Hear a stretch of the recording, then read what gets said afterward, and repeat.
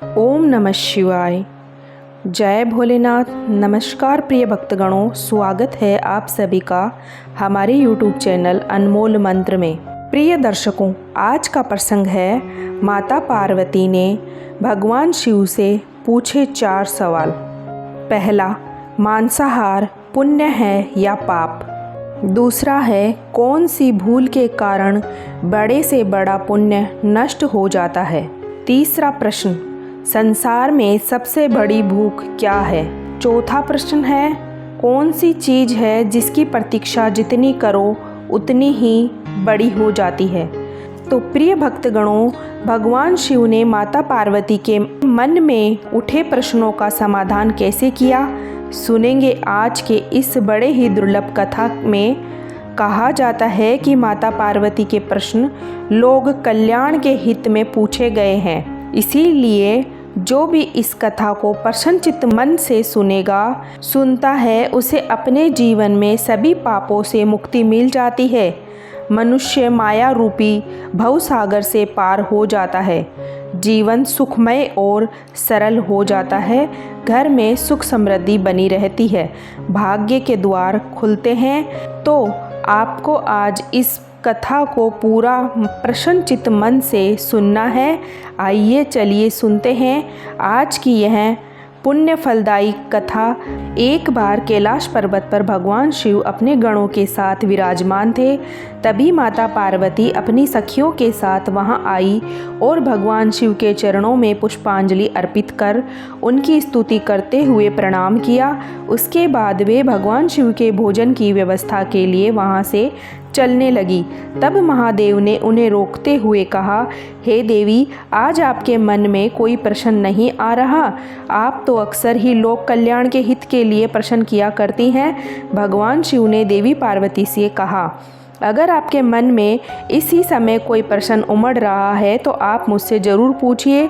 तब पार्वती देवी ने भगवान शिव से कहा, हे प्रभु, आप तो इस समय अपने गणों को कथा सुना रहे हैं। ऐसे समय में आपके इस प्रसंग में कोई बाधा नहीं डालना चाहती। देवी पार्वती की यह बात सुनकर भगवान शिव ने अपने सभी गणों को वहां से जाने को कहा। समस्त गणों के जाने के बाद देवी पार्वती से पूछा, हे देवी, आपके मन में जो कुछ चल रहा है वह बताइए। तब देवी पार्वती ने भगवान शिव से कहा, हे प्रभु, आज मैंने पृथ्वी पर भ्रमण करते हुए जो भी कुछ देखा उसके बारे में मेरे मन में 4 प्रश्न उठ रहे हैं। कृपया करके आप इन चारों प्रश्नों के उत्तर देने की कृपा करें। भगवान शिव ने कहा, हे देवी, आपके मन में जो भी प्रश्न उठ रहे हैं आप निसंकोच मुझसे कहिए। मैं निश्चय ही उन सभी प्रश्नों का उत्तर देकर आपको संतुष्ट करने का प्रयास करूँगा। आप अपने पहले प्रश्न के विषय में मुझसे पूछिए। तब देवी पार्वती कहती है कि हे महादेव, मेरा पहला प्रश्न है कि मांसाहार पाप है या पुण्य? मेरा दूसरा प्रश्न है कि कौन सी गलती के कारण बड़े से बड़ा पुण्य भी नष्ट हो जाता है? और मेरा तीसरा प्रश्न है, इस संसार में सबसे बड़ी भूख क्या है? और चौथा प्रश्न है कि वह कौन सी चीज़ है जिसकी जितनी प्रतीक्षा करो वह उतनी ही बढ़ती जाती है। भगवान शिव ने देवी पार्वती मन की संशय को दूर करते हुए कहा, हे देवी, अब आपके इन प्रश्नों का उत्तर मैं एक कथा के माध्यम से देने जा रहा हूँ। तब आपको इस कथा को ध्यानपूर्वक श्रवण करना है। भगवान शिव ने कथा सुनाना प्रारंभ किया और कहा, एक बार गंगा नाम की स्त्री काशी क्षेत्र के गांव निवास में रहती थी। अपने पति से बहुत प्रेम किया करती थी और उसका जीवन भी पति के प्रति पूर्ण समर्पित था। वह एक पवित्रता स्त्री थी। उसने अपने पति के चरण स्पर्श करके ही उसका दिन आरंभ होता था और रात को पति के चरण दबाते समय ही उसका दिन समाप्त होता था। पति के दर्शन के बिना वह जल की एक बूंद भी ग्रहण नहीं करती थी। वह अपने गांव में ही नहीं बल्कि संपूर्ण काशी क्षेत्र में एकमात्र पवित्रता के रूप में जानी जाती थी। हे देवी, जब भी पतिव्रता स्त्री की बात निकलती है तो गंगा का नाम सबसे पहले लिया जाता। गंगा को भी इस बात का पता था। एक दिन गंगा अपनी सहेलियों के घर गई। वहां जाकर उसने देखा कि सहेली के घर में तो तरह तरह के व्यंजन बनाए गए थे। उन स्वादिष्ट व्यंजनों की खुशबू पूरे घर घर में फैल रही थी। तब गंगा ने अपनी सहेली से पूछा, कहो सखी, आज तुम्हारे घर में कोई विशेष आयोजन है क्या? तुम्हारे घर में इतने स्वादिष्ट व्यंजनों की खुशबू आ रही है। तो सहेली बोली, नहीं बहन, ऐसी कोई बात नहीं है। तब गंगा कहने लगी, तो अच्छा, अवश्य ही तुमने यह स्वादिष्ट भोजन अपने पति के लिए बनाए होंगे। सहेली कहने लगी, नहीं, मेरे पति तो परदेश गए हुए हैं और यह सब तो मैंने अपने लिए ही बनाया है। अपनी सहेली की यह बात सुनकर पतिव्रता गंगा तो हैरान ही रह गई। तब वह अपनी सहेली से बोली, सखी, तुम कैसी पत्नी हो? तुम्हारा पति इस समय परदेश गया हुआ है और तुम अपने पति की अनुपस्थिति में स्वादिष्ट भोजन कर रही हो। एक पतिव्रता स्त्री को पति के दर्शन किए बिना जल की एक बूंद ग्रहण नहीं करनी चाहिए। अब मुझे ही देख लो, मैं जब तक अपने पति का मुख नहीं देख लेती जल ग्रहण नहीं करती। गंगा की यह बात सुनकर सहेली नाराज होकर बोली, गंगा बहन, यदि पति के ना होने पर मैं व्यंजन कर रही हूँ तो इसका मतलब यह नहीं होता कि मैं उनसे प्रेम नहीं करती। मैं उनके सामने भी खुश रहती हूँ, इसी तरह से खाती पीती हूँ और उनके पीछे से भी ऐसे ही रहती हूँ। व्यर्थ के ढकोसलेबाजी मुझे नहीं करने आते और ना ही मेरे पति यह चाहते हैं कि मैं उनके सामने ये ढकोसले करूँ। और कहते हैं कि इसीलिए तो कमाता हूँ ताकि तुम भूखी ना रहो, तुम्हें कुछ ही किसी चीज़ की कमी ना हो। हम दोनों पति पत्नी एक दूसरे से बहुत प्रेम करते हैं और उसे जताने के लिए हमें अन्न या फिर जल त्यागने की तो बिल्कुल भी आवश्यकता नहीं पड़ती। भगवान शिव देवी पार्वती जी से कहने लगे। देवी, इस प्रकार से गंगा की सहेली ने जवाब दिया। सहेली की इस तरह की दो टुक सुनकर गंगा को बहुत बुरा लगा और वह बिना कुछ कहे रह ना सकी। वह अपनी सहेली से बोली, हे सखी, तुम्हारे अनुसार तो कुछ सही हो वह तुम करो, किंतु मैं यही कहूँगी कि एक पतिव्रता स्त्री का यह धर्म बिल्कुल भी नहीं है। शास्त्रों के अनुसार पतिव्रता स्त्री को पति का मुख देखे बिना या उनके खाए बिना अन्न जल ग्रहण नहीं करना चाहिए। ऐसा कहकर गंगा अपने घर चली गई और घर आकर उन्होंने यह सारी बात अपने पति को बताई और पूछा, हे पतिदेव, आप ही बताइए, मैं क्या गलत हूँ? गंगा का पति उससे उसकी कर्तव्यपरायणता और प्रेम से अभिभूत था। वह जानता था कि उसकी पत्नी उससे कितना प्रेम करती है और किंतु वह यह भी सोचता था कि पति के दर्शन के बिना अन्न जल ग्रहण करना बिल्कुल भी व्यवहारिक नहीं है। यदि पति 1 महीने के लिए कहीं चले जाए तो बिना अन्न जल ग्रहण के पत्नी भला कैसे जीवित रहेगी। अब गंगा के पति को यह एहसास हुआ कि कहीं उसकी पत्नी का यह पति धन एकमात्र ढकोसला तो नहीं या कोई ढोंग तो नहीं। आखिरकार उसने निश्चय किया कि एक दिन वह अपनी पत्नी की परीक्षा अवश्य लेगा। इसके बाद गंगा पर वह नज़र रखने लगा। अब तो वह अपनी पत्नी की परीक्षा लेने के लिए कभी वह खेत से देर से लौटता तो कभी स्नान करने में देरी लगा देता, तो कभी परोसा हुआ भोजन छोड़कर काम का कोई बहाना बनाकर घर से निकल जाया करता। लेकिन गंगा हर बार उसकी परीक्षा में खरी उतरी। एक दिन पति ने गंगा से कहा, आज मेरा मन हलवा पूरी खाने का हो रहा है, तुम तैयार करो, मैं तब तक खेत से लौटकर आता हूँ। ऐसा कहकर पति घर से निकल गया। अब गंगा बहुत ही प्रसन्न मन से हलवा और पूरी बनाने में लग गई। जब हलवा पूरी बनकर तैयार हो गए तो उसकी स्वादिष्ट खुशबू से गंगा के मुंह में पानी आने लगा। हलवा पूरी तैयार करके वह दरवाजे पर बैठकर अपने पति के आने का इंतज़ार करने लगी। इंतज़ार करते करते लगभग आधा दिन बीत गया। तब कहीं जाकर उसका पति वापस आया। तब उसने अपनी पत्नी से कहा, आप स्नान जल्दी से कर लीजिए, मैंने कब से आपके लिए हलवा पूरी बनाकर तैयार रखा हुआ है। तब भगवान शिव से देवी पार्वती ने पूछा, हे प्रभु, फिर आगे क्या हुआ, यह भी बताइए। तब भगवान शिव ने मुस्कुराते हुए कहा, देवी पार्वती से कहा, हे देवी, स्नान करने के बाद गंगा का पति जब आया तब वह अपनी पत्नी से बोला, तुम थोड़ी देर और इंतज़ार करो, मुझे कुछ ज़रूरी काम है, मैं अपने मित्र के पास जा रहा हूँ। ऐसा कहकर वह कोई और बात सुने बिना अपने मित्र के यहाँ चला गया। इस प्रकार इंतजार करते करते गंगा को शाम हो गई। भूखी प्यासी गंगा अपने पति का इंतजार करते करते दरवाजे पर ही बैठी रही।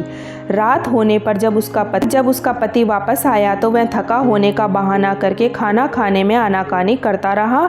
तब गंगा अपने पति से कहने लगी कि मैंने इतने मन से आपके लिए हलवा पूरी बनाकर रखा है, सुबह से रात होने को आई, आपने अब तक कुछ खाया नहीं है। अब की बार बहाना बनाते हुए जैसे ही गंगा का पति घर से बाहर जाने लगा, तब घर के बाहर के द्वार पर उसके पति का पैर फिसल गया और वह वहीं पर मूर्छित होकर गिर पड़ा।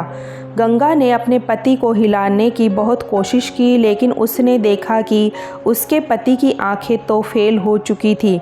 गंगा समझ चुकी थी कि अब उसका पति इस संसार में नहीं रहा। गंगा बहुत ज़ोर ज़ोर से रोने लगी। महादेव की यह बात सुनकर देवी पार्वती भी सहम गई और उन्हें गंगा के प्रति सहानुभूति होने लगी। तब भगवान शिव से उन्होंने पूछा, हे महादेव, फिर आगे क्या हुआ? तब भगवान शिव ने कहा, देवी, पति की मृत्यु का दुख गंगा को बहुत था, लेकिन सुबह से रात हो गई तो वह भूखी बैठी गंगा के मन में अब सुबह बनाए हलवा और पूरी घूमने लगे और वह अचानक रोते रोते चुप हो गई और मन में सोचने लगी, मेरा पति तो मर चुका है, अगर ज़ोर ज़ोर से रोएगी तो अभी सारे पड़ोसी एकत्रित हो जाएंगे और फिर सुबह से मैंने जो हलवा पूरी बना कर रखा है वह भी खाने को नहीं मिलेगा। तो क्यों ना पहले मैं हलवा पूरी चख लूँ और खा लूँ, उसके बाद मैं अपने पति की मृत्यु पर विलाप करूँ। ऐसा सोचकर गंगा रसोई में जाकर झटपट हलवा पूरी खाने लगी।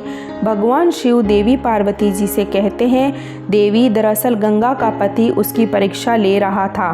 वह वास्तव में मरा नहीं था, बल्कि वह तो चुपके चुपके गंगा को देख रहा था। पेट भर हलवा पूरी खाने के बाद गंगा मुंह धोकर लंबा सांस लेकर पति के सामने आई और उसे अपने सीने से लगाकर जोर जोर से रोने लगी। दहाड़े मार मार कर रोने लगी, साथ ही साथ कहती जा रही थी कि तुम तो चले गए, मैं यहाँ अकेली रह गई। कितना अच्छा होता कि अगर तुम भी मुझे अपने साथ ले जाते। तभी उसका पति उठ बैठा और कहने लगा, हलवा पूरी खाकर डकार मारकर बैठी है और आंसू बहा रही है। मैं तेरा सारा हाल जानता हूँ। अब तो पति के सामने गंगा की सारी सच्चाई आ चुकी थी। वह लज्जित हो गई। गंगा समझ गई थी कि उसका पति जीवित है और मरने का नाटक कर रहा था। शर्म के मारे उसने सिर झुका लिया और सोचने लगी, मैं अपने जीभ पर नियंत्रण क्यों नहीं रख पाई। किंतु अब तो उसके पतिव्रता धर्म की पोल खुल चुकी थी। भगवान शिव कहते हैं, देवी, उस दिन के बाद से उसने कभी भी पतिव्रता होने का ढोंग नहीं पीटा। दर्शकों, ऐसा करने के बाद भगवान शिव देवी पार्वती जी से कहते हैं कि आपके बाकी तीनों प्रश्नों के उत्तर भी इसी कथा में हैं। आपका पहला प्रश्न था कि कौन से भूल के कारण बड़े से बड़ा पुण्य भी नष्ट हो जाता है, तो देवी इसका उत्तर है ढिंडोरा पीटना। अगर कोई भी मनुष्य कोई भी पुण्य करता है, चाहे वह छोटा हो या बड़ा, अगर वह उसका ढिंडोरा पीटता है, हर तरफ उसका गुणगान किए बिन फिरता है, तो फिर वह पुण्य नष्ट हो जाता है। चाहे व्यक्ति कितना भी प्रयास करे, यदि उसने बड़े से बड़ा पुण्य भी किया हो तो उसे कभी भी उसका गुणगान नहीं करना चाहिए, नहीं तो उसका फल उसी क्षण नष्ट हो जाता है। ऐसे में कभी भी कोई भी फल नहीं मिलता है। देवी, अब आपका दूसरा प्रश्न यह था कि संसार में सबसे बड़ी भूख क्या है, तो देवी, इस संसार में सबसे बड़ी भूख भोजन है और आपका तीसरा प्रश्न था कि वह कौन सी चीज़ है जिसका जितनी प्रतीक्षा करो वह उतनी ही बढ़ती जाती है। तो देवी, इसका उत्तर भी भूख है। जिसकी जितनी प्रतीक्षा करोगे भूख उतनी ही बढ़ती जाती है। जिस तरह गंगा की भूख लगातार बढ़ रही थी, देवी पार्वती ने कहा, हे प्रभु, आपने तीनों प्रश्नों के उत्तर तो दे दिए, लेकिन इन प्रश्नों का उत्तर सुनकर मैं अत्यंत संतुष्ट हूँ, लेकिन मेरा चौथा प्रश्न अभी भी शेष है। कृपया उसका उत्तर देने की भी कृपा करें। तब देवी पार्वती से भगवान शिव ने कहा, इस विषय में भी मैं आपको एक कथा सुनाता हूँ, जिसके माध्यम से आपको यह पता चल जाएगा कि इसका उत्तर क्या है। एक बार अवध देश में खाद्य संकट खड़ा हो गया और अन्न का उत्पादन बहुत कम हो गया था। अब राजा को चिंता हुई कि यह समस्या का समाधान जल्दी नहीं हुआ तो इकट्ठ अनाज कोष भी खत्म हो जाएगा और भीषण अन्न संकट उपस्थिति हो जाएगा। तब राजा ने अपनी राज्यसभा में सभी विद्वानों से पूछा कि देश में व्याप्तान अन्न समस्याओं को सुलझाने के लिए सबसे सस्ती वस्तु क्या है। मंत्रीगण सोचने लगे, गेहूँ, चावल, सब्जी आदि इन पदार्थों को उगाने के लिए तो बहुत अधिक मेहनत करना पड़ता है। यह तभी प्राप्त होते हैं जब प्राकृतिक का प्रकोप ना हो, लेकिन प्राकृतिक के प्रकोप होने से यह सब तो सस्ता कभी हो ही नहीं सकता है। तब भगवान शिव कहते हैं, देवी, हे देवी, शिकार का शौक रखने वाले एक मंत्री ने सोचा कि यही सबसे अच्छा अवसर है, क्यों ना अंधाधुंध शिकार करने के लिए राजा से आज्ञा ले ली जाए। तब उसने भरी सभा में कहा, हे महाराज, सबसे सस्ता खाद्य पदार्थ मांस है। इसके लिए धन खर्च करने की भी आवश्यकता नहीं है और पौष्टिक खाना भी मिलता है। उन सभी मंत्रियों ने उस शिकारी मंत्री की इस बात का भरपूर समर्थन किया, लेकिन राजा के प्रधानमंत्री अब तक चुप थे। राजा ने अपने प्रधानमंत्री को चुप देखकर पूछा, हे प्रधानमंत्री, आप इस बात से सहमत नहीं हैं क्या? आपने अभी तक कोई मत नहीं दिया है। तब प्रधानमंत्री ने कहा, हे महाराज, मांस सबसे सस्ता खाद्य पदार्थ है। फिर भी इस विषय में मैं कल आपके सामने अपने विचार रखूँगा। राजा का प्रधानमंत्री बहुत ही विद्वान था। वह प्रधानमंत्री उसी रात में मांसाहार का प्रस्ताव रखने वाले मंत्री के घर पहुँचे। मंत्री ने इतनी रात को प्रधानमंत्री को अपने घर पाया हुआ देखकर बहुत घबरा गए और किसी अनहोनी की आशंका से वह सहम गए। तब राजा के प्रधानमंत्री ने उस मंत्री से कहा, अभी अभी शाम के समय महाराज बहुत बीमार हो गए हैं और उनकी हालत बहुत ख़राब है, और राजवेद ने कहा है कि अगर किसी शक्तिशाली का 2 तोला मांस मिल जाए तो राजा के प्राण बच जाएंगे। आप महाराज के सबसे विश्वास पात्र हैं, इसीलिए आपसे योग्य भला कौन हो सकता है। इसीलिए आप जो भी मूल्य लेना चाहेंगे आप ले सकते हैं।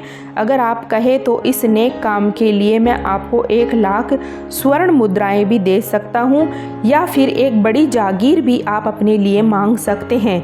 बस आप अपनी इच्छा बताइए, मैं अपने इस तलवार से आपके हृदय को चीर कर बस 2 तोला मांस निकाल लूँगा। प्रधानमंत्री की ऐसी बातें सुनकर तो मंत्री के चेहरे के होश ही उड़ गए। अब वह सोचने लगा कि जब वह जीवित ही नहीं रहेगा तो लाख स्वर्ण मुद्राओं का लेकर क्या करेगा, और इतनी बड़ी जागीर भी मिले तो भी वह उसके किस काम की।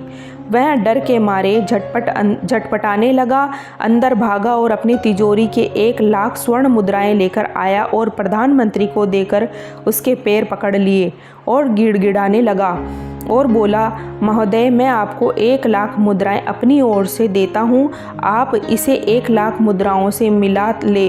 अब आप इस पैसे से और किसी मंत्री के हृदय का मांस खरीद लीजिए, किंतु मुझे मेरी जान बख्श दीजिए। यह बात किसी और को पता ना चले, मैं इसके लिए भी आपसे विनती करता हूँ। प्रधानमंत्री जी सब समझ चुके थे। अब वह उस मंत्री को और थोड़ी मानसिकता पीड़ा देना चाहते थे और उसे सबक सिखाना चाहते थे। प्रधानमंत्री ने कहा, हे मंत्री, आप शरीर से तो हष्ट-पुष्ट हैं और आपकी कद काठी भी महाराज से मिलती जुलती है, इसीलिए राजवेद ने खास तौर पर आपका ही नाम लिया है। इसीलिए आपके दान से हमारे राजा की ज़िंदगी बच सकती है। इसीलिए अगर आप कहें तो मैं आपको प्रधानमंत्री का पद भी देने के लिए तैयार हूँ और मैं खुद आपका कर्मचारी बनकर जीवन भर आपकी सेवा करूँगा। लेकिन प्रजा से हमारे राजा को ना छीने, इसके लिए मैं आपसे विनती करता हूँ। राजा को 2 तोला मांस दे दीजिए। भगवान शिव देवी पार्वती को आगे कहते हैं, हे पार्वती, मंत्री तो अपने आप में फंसता हुआ दिख रहा था। उसने शरीर पर अंग वस्त्र पहनकर अपने जूते भी पहन लिए जैसे वह वहाँ से भागने वाला है, और तुरंत ही प्रधानमंत्री के पैरों पर लेट गया।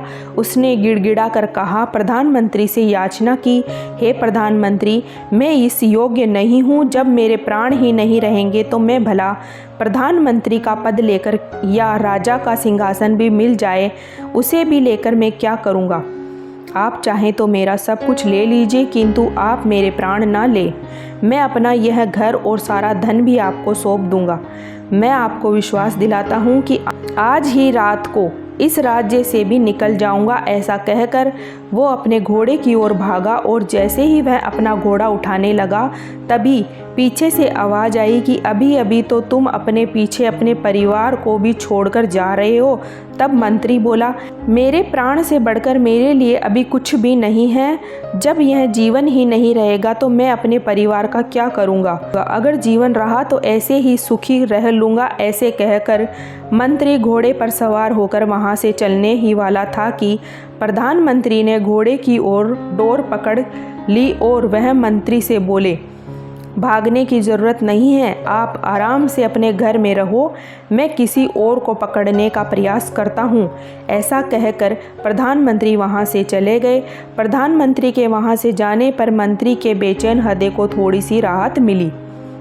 अब वह उसका डर कुछ कम हुआ तो वह रात को बिस्तर पर लेटा, लेकिन डर के मारे, घबराहट के मारे उसकी नींद ही उड़ चुकी थी। उधर प्रधानमंत्री उन मुद्राओं को लेकर बाकी मंत्रियों के पास पहुंचे और राजा की जान बचाने के लिए बदले में 2 तोला मांस की मांग की, लेकिन मंत्रियों ने अपने प्राण बचाने की गुहार लगाई। किसी ने भी राजा के लिए अपने मांस का दान नहीं दिया, बल्कि प्रधानमंत्री से अपनी जान बख्श देने के लिए, अपने बचाव के लिए सबने 1-1 लाख और मुद्राएं दे दी। इस प्रकार प्रधानमंत्री ने एक ही रात में 1 करोड़ मुद्राएं जमा कर ली। फिर सुबह होने पर सबसे पहले प्रधानमंत्री अपने महल पहुंच गए। अगले दिन राज्यसभा में सभी मंत्री समय से पहले ही पहुंच चुके थे। सभी को यह जानना था कि राजा स्वतः या नहीं, लेकिन कोई भी किसी से भी यह भेद नहीं खोलना चाहता था। सबको राजवेद की तलाश थी, उनसे ही कोई सूचना मिल सकती थी। भगवान शिव देवी पार्वती जी से कहते हैं, पार्वती, इधर प्रधानमंत्री ने सैनिकों को आज्ञा दे रखी थी कि जब तक महाराज राज्यसभा में न आ जाए किसी भी मंत्री को महल से बाहर न जाने दिया जाए। तो सभी मंत्रियों ने देखा कि राजा तो कहीं से भी अस्वस्थ नहीं लग रहे हैं, तो हष्ट-पुष्ट लग रहे हैं, उन्हें तो कुछ नहीं हुआ है। नहीं, यानी कि प्रधानमंत्री ने उनसे झूठ बोला था। अब हर मंत्री के मन में यह विचार चल रहा था, लेकिन कोई भी किसी और से कुछ बोल नहीं पा रहा था। तभी प्रधानमंत्री ने राजा के सामने 1 करोड़ स्वर्ण मुद्राएं रखी और राजा ने पूछा, प्रधानमंत्री, ये स्वर्ण मुद्राएं किसके लिए हैं और कहाँ से आई हैं? तब प्रधानमंत्री ने कहा, महाराज, 2 तोला मांस के लिए इतनी धनराशि जुटाई है, लेकिन मांस नहीं मिल सका। अपनी जान बचाने के लिए मंत्रियों ने यह मुद्रा दी है। अब आप ही विचार कीजिए कि मांस कितना सस्ता है। राजा को यह बात समझ आ गई और उन्होंने प्रजा को अतिरिक्त मेहनत करने का आग्रह किया। अब राजा के अनाज भंडार से अनाज निकालकर श्रमिकों को दे दिया गया। उन्होंने पौष्टिक सब्जियों की खेती का तुरंत आदेश दिया और प्रधानमंत्री द्वारा इकट्ठी की गई 1 करोड़ स्वर्ण मुद्राएं भी इसी काम के लिए और श्रमिकों के कल्याण के लिए खर्च करने में लगा दी गई, जिससे कि प्रजा का भी कल्याण हुआ और पौष्टिकता भी मिली। कुछ समय बाद मौसम अनुकूल हुआ और देय योग्य से वर्षा हुई, खेती लहलाने लगी। इस प्रकार राज्य से खाद्य संकट दूर हो गया। अब फिर से भगवान शिव ने देवी पार्वती जी से कहते हैं, हे पार्वती, यह आपके चौथे प्रश्न का उत्तर है कि मांसाहार सरासर पाप है। जीव जीव को मारकर खा रहे हैं, उन्हें तो प्राण बचाने का अवसर तक नहीं मिलता, या तो बर्बरता है। बर्बरता सिर्फ वह नहीं होता है जहाँ पर मनुष्य का रक्त बहता है, बल्कि बर्बरता तो उसे भी कहा जाता है जहाँ स्वार्थ के लिए, अपना पेट भरने के लिए किसी जीव की हत्या की जाए। किसी भी जीव को मारकर खा जाना सरासर पाप है। मनुष्य योनि सभी योनियों से श्रेष्ठ है, उसे हर चीज़ का ज्ञान है। मनुष्य को यह अधिकार नहीं है कि वह किसी जीव पर हिंसा करे, उसे मारे या उसे खा जाए। हे पार्वती, मैं आशा करता हूँ कि आपके चारों प्रश्नों के उत्तर आपको अच्छे से मिल गए होंगे और आप इन प्रश्नों का उत्तर पाकर संतुष्ट हो गई होंगी। महादेव जी की यह बात सुनकर देवी पार्वती कहती हैं, हे महादेव, आपको कोटि कोटि धन्यवाद। आपके इन चारों उत्तरों से मैं बहुत ही अधिक संतुष्ट हुई हूँ। मेरा मन बहुत अधिक प्रसन्न है। मेरे सारे प्रश्नों के उत्तर मुझे मिल गए हैं। इसी प्रकार से माता पार्वती को अपने सभी प्रश्नों के उत्तर मिल जाते हैं। हमें अपने कर्म का फल जरूर मिलता है। किसी भी कर्म का परिणाम निश्चित होता है, इसीलिए हमें सदैव अच्छे कर्म का प्रयास करना चाहिए। सत्य, ईमानदारी, प्रेम जैसे सद्गुणों का पालन करने से जीवन में कठिनाइयों का सामना करना आसान हो जाता है। यह गुण हमें आत्मिक शांति और संतोष प्रदान करते हैं। किसी भी स्थिति में धैर्य और संयम बनाए रखना अत्यंत आवश्यक है। कठोर परिस्थिति में भी धैर्य रखना ही सच्चे साहस का परिचायक होता है। दूसरों की सेवा और सहायता करने से हमें आत्मिक संतोष मिलता है और यह हमारे जीवन को मूल्यवान बनाता है। प्रेम और दया का भाव रखना भी अत्यंत आवश्यक है। यह गुण हमें दूसरों के प्रति संवेदनशील और सहानुभूतिपूर्ण बताते हैं। भगवान पर अटूट विश्वास और श्रद्धा रखनी चाहिए। उनकी लीला और मार्गदर्शन पर विश्वास रखकर हमें अपने जीवन की कठिनाइयों का समाधान पा सकते हैं। क्षमा करना और दूसरों की गलतियों को माफ़ करना हमें आत्मिक शांति का प्रदान है। क्षमा का भाव हमें क्रोध और द्वेष से दूर रखता है। सुख दुख, लाभ हानि, जय पराजय सभी में समानता का भाव रखना चाहिए। यह हमें मानसिक शांति और संतुलन प्रदान करता है। अपने आत्मविश्वास और अपने आत्मबल को बनाए रखना चाहिए। आत्मविश्वास से ही हम अपने लक्ष्य को प्राप्त कर सकते हैं। आशा करते हैं कि आज की वीडियो आपको पसंद आई होगी। अगर वीडियो पसंद आई तो वीडियो को लाइक करना ना भूलें और कमेंट में हर हर महादेव लिखना ना भूलें। तो मिलते हैं अगले वीडियो में। तब तक के लिए पूरी वीडियो देखने के लिए आपका तहे दिल से धन्यवाद।